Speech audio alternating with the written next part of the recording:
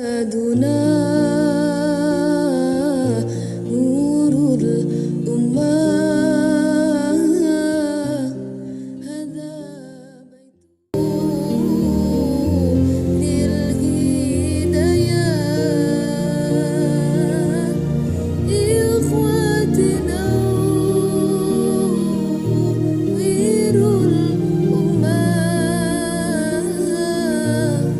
بالعلم نور للهدايات ولا تنسى أنفسكم للتعلم والعلم. Assalamualaikum warahmatullahi wabarakatuh. Nahmaduka Allahumma kama amartana an nahmad wa nusalli wa nusallimu ala sayyidina Muhammadin wa ala alihi wa ashabihi wattabi'in wattabi'ihim bi ihsanin ila yaumi liqa'illahi samad. Amma ba'du. Sahabat salami yang dirahmati Allah Subhanahu wa taala, alhamdulillahirabbil alamin, kita bersyukur pada Allah Subhanahu wa taala atas nikmat-nikmat yang telah Allah berikan kepada kita. Mudah-mudahan setiap nikmat yang kita terima ini adalah nikmat yang penuh dengan keberkahan. Salat dan salam tak lupa kita haturkan kepada junjungan kita Nabiullah Nabi Agung Muhammad sallallahu alaihi wasallam. Mudah-mudahan Allah limpahkan pula keberkahan sholawat ini kepada keluarganya, kepada sahabat-sahabatnya, dan mudah-mudahan sampai pula kepada kita yang menjadi umat-umatnya.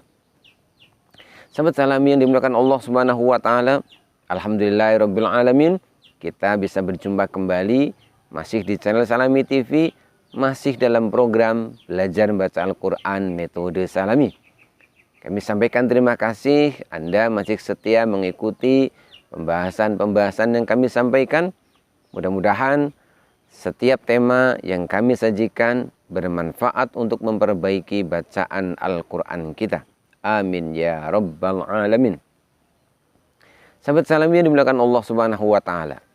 Pada kesempatan kali ini kita akan membahas beberapa ayat di dalam Al-Quran yang di dalamnya terdapat pertemuan antara dua huruf hijaiyah. Huruf yang pertamanya sukun dan huruf keduanya berharokat. Di mana pada bacaan ini terkadang kita salah memahaminya sehingga kita membacanya dengan cara diidhomkan, yaitu kita mengidhomkan huruf sukun tersebut. Langsung saja, yang pertama yaitu diantaranya pada surah At-Taubah ayat 128.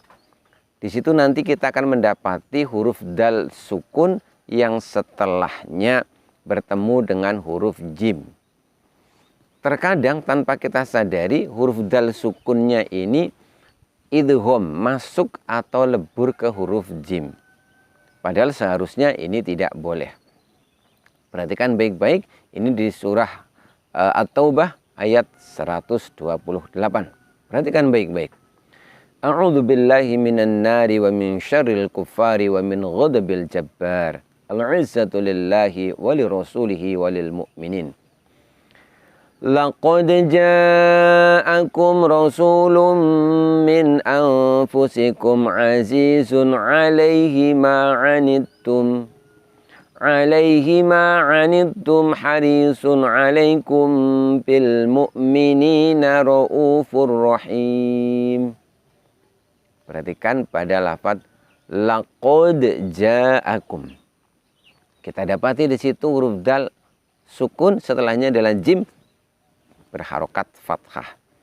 Terkadang ada di antara kita yang lupa membacanya sehingga dal sukunnya tidak ditampakkan sifatnya.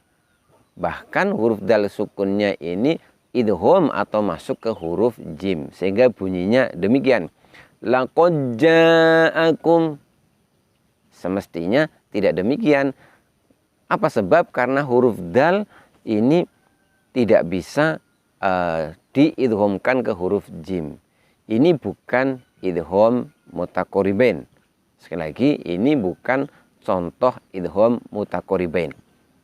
Mari kita lihat. Idgham mutaqaribain itu adalah proses idgham yang terjadi ketika huruf sukun diidghamkan ke huruf setelahnya yang berharokat dikarenakan mutaqaribain, sangat berdekatan makhrajnya. Misalkan qaf dengan kaf.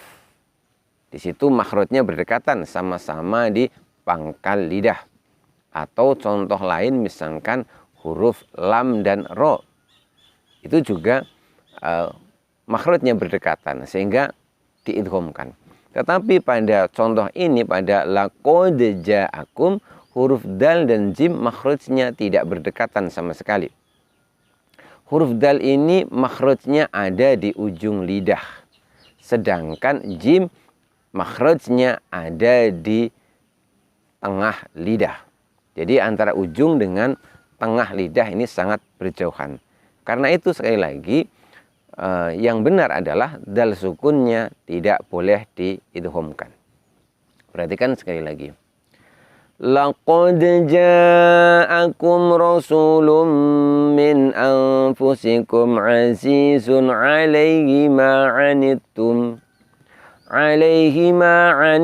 harisun 'alaikum bil mu'minina raufur rahim. Jadi sekali lagi, laqad ja'akum, tidak boleh dibaca laqad ja'akum karena ini tidak termasuk contoh dari idgham mutaqaribain. Kemudian contoh yang selanjutnya yaitu pertemuan antara huruf dal sukun dengan huruf dhad. Sekali lagi, huruf dal sukun dengan huruf dhad. Ini juga sama dengan yang tadi, dal sukunnya tidak boleh diidghamkan. Perhatikan, kali ini pada surat An-Nisa ayat 136. Simak baik-baik.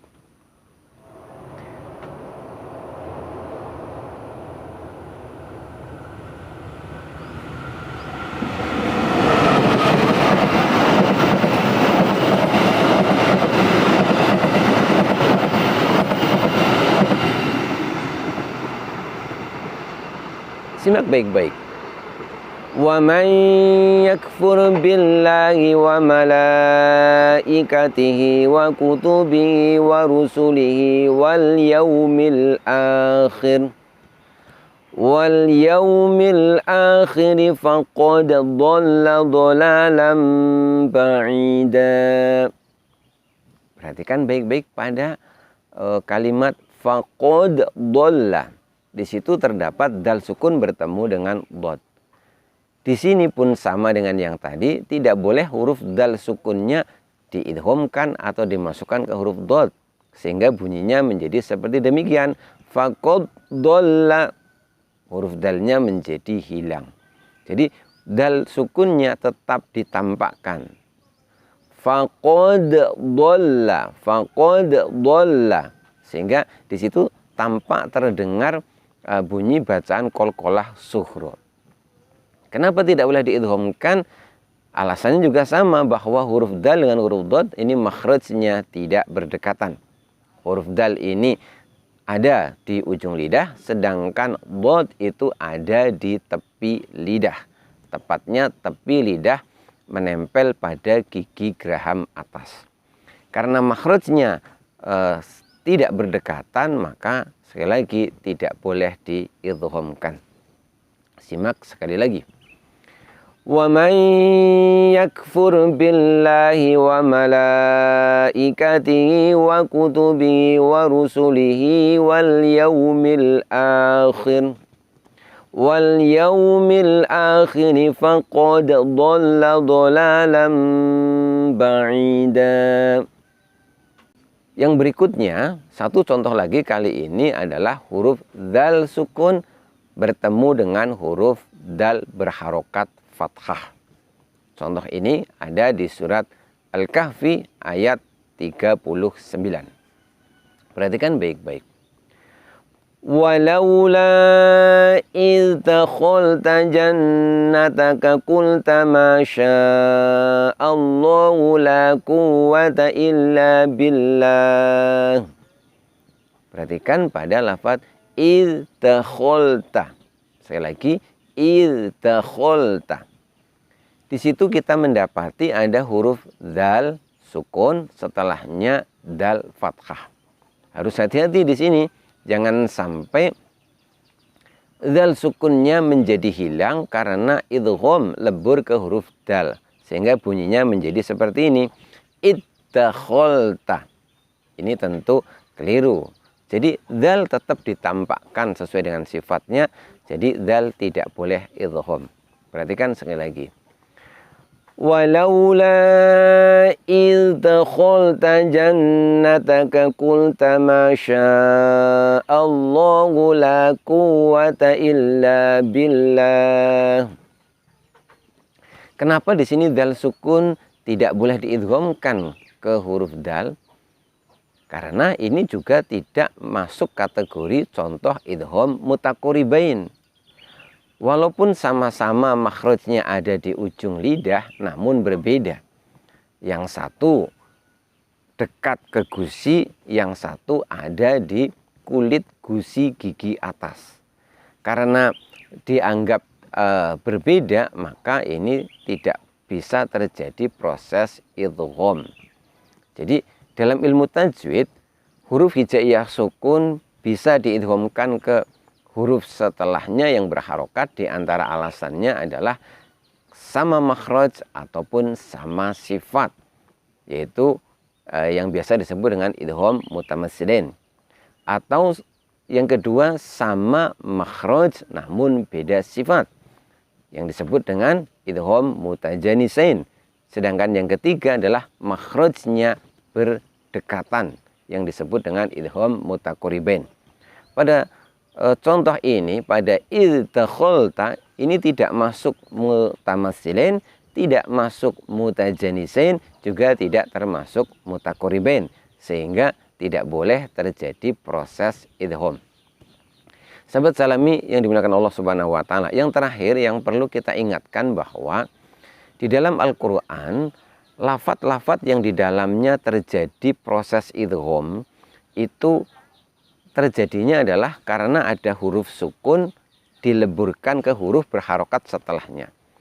Di dalam Al-Quran diberi tanda pada huruf berharokat yang menerima idgham dari huruf sukun, huruf berharokat tersebut diberi tanda tasdid.